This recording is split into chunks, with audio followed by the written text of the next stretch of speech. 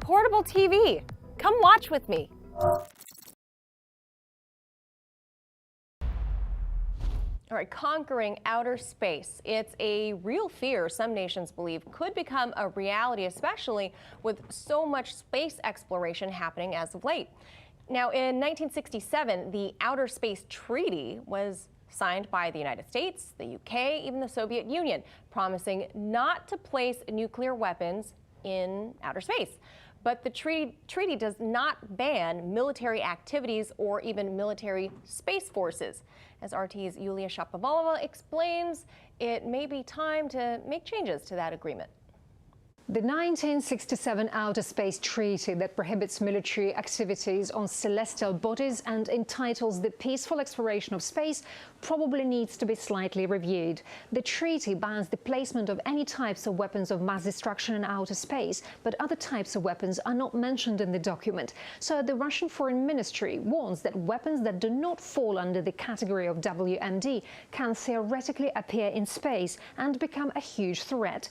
In this regard, for more than 10 years, Russia has been proposing at the UN to take measures to prevent an arms race in outer space. And currently, Russia and China are pushing the treaty on the prevention of the placement of weapons, or the PPWT, at the United Nations. But the American side is not happy with the PPWT, saying it would protect Russian and Chinese weapons while tying Washington's hands.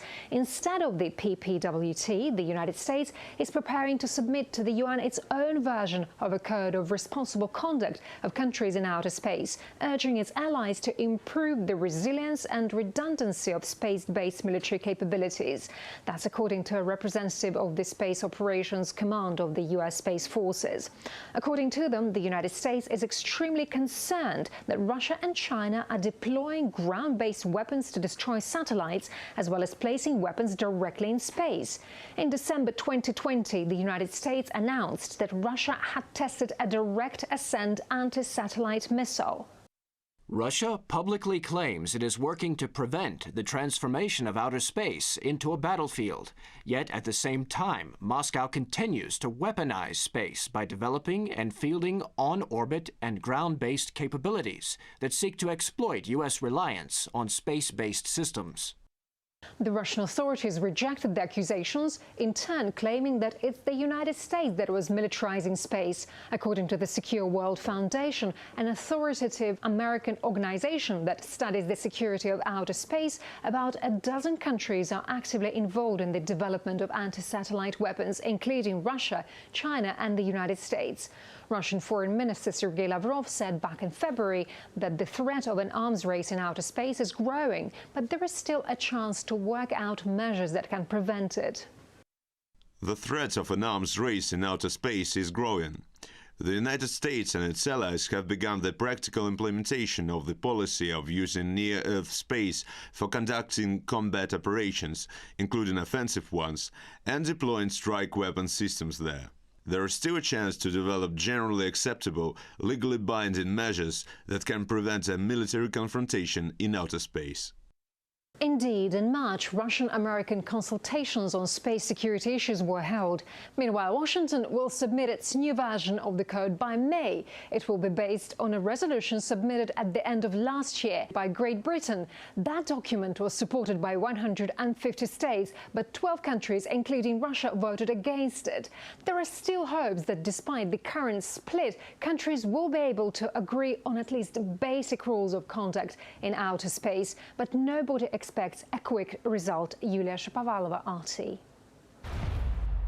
And here to discuss the future of warfare, both in space and on Earth, we'll talk to Assistant Professor of Electrical and Computer Engineering at the University of New Haven, Dr. Vahid Behzadhan. Dr. Behzadhan, thank you so much for joining us. First of all, I think there's very little, right, that Republicans and Democrats can agree on Capitol Hill these days. But one of those things is the advancement of AI in the U.S.'s weaponry. Both parties seem to agree that the U.S. is falling behind China on this matter.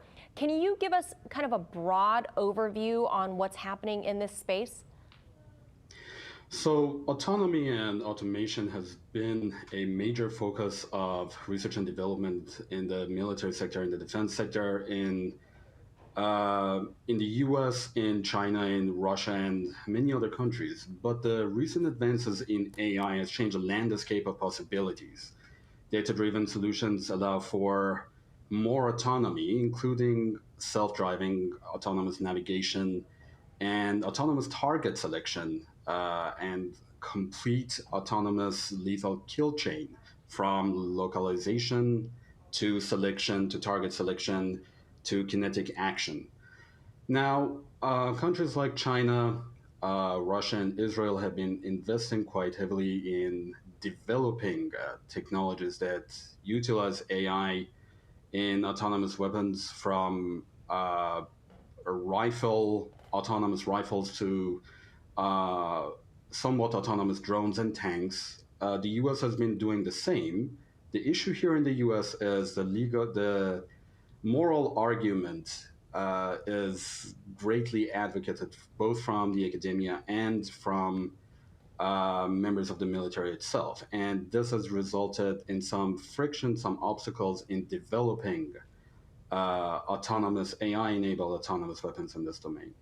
Now, something called swarm warfare is being used to describe the use of AI fully controlling some fighter jets. This is a term DARPA is using.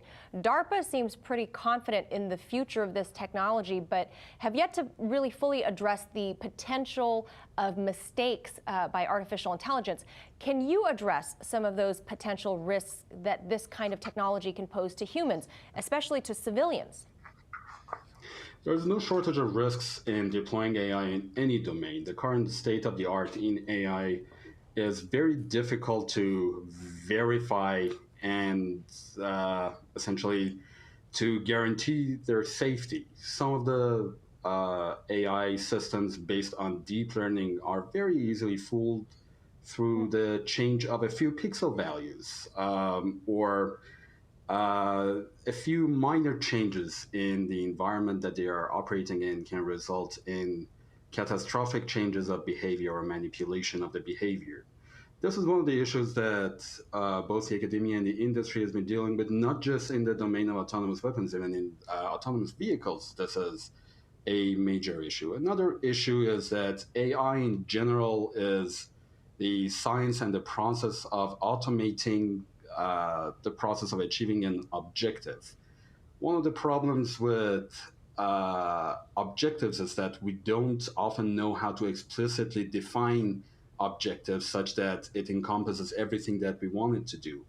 For example, if we want to define an objective for an autonomous vehicle to get us from point A to point B, that may sound sufficient, but it's not, because it doesn't include do not hit pedestrians, do not hit other vehicles. Yeah. And the same can hold true in autonomous weapons, coming up with those objectives, explicit objectives, that reduces the chances of mistake. The risk of errors is going to be an issue. And of course, there's the issue of proliferation and scale. When the AI technology is not closely guarded, it's not held secret, it's very open source, and anybody with access to the knowledge, which is quite easy on the internet, as well as the hardware, can create autonomous weapons using AI. You know, to the layperson, doctor, to someone like me, a layperson, all I can think of, you know, is like Terminator 2, right? It makes no decisions on its own. It's already been programmed. That's what it does. Real briefly, in maybe 30 seconds, if you can, doctor, can you touch on some of the ethical or moral dilemmas that we as a country or as a society have to grapple with the future of AI and warfare? So, the entity that creates the AI-enabled weapon will need to define what the objective of that weapon is, who needs to be killed, who can stay alive and such. And that entity will have absolute power over who lives and who dies. And that on its own is a huge issue. If the objective is not comprehensive enough, is not accurate enough or representative of what the ethics of the society requires, this can lead to essentially totalitarianism.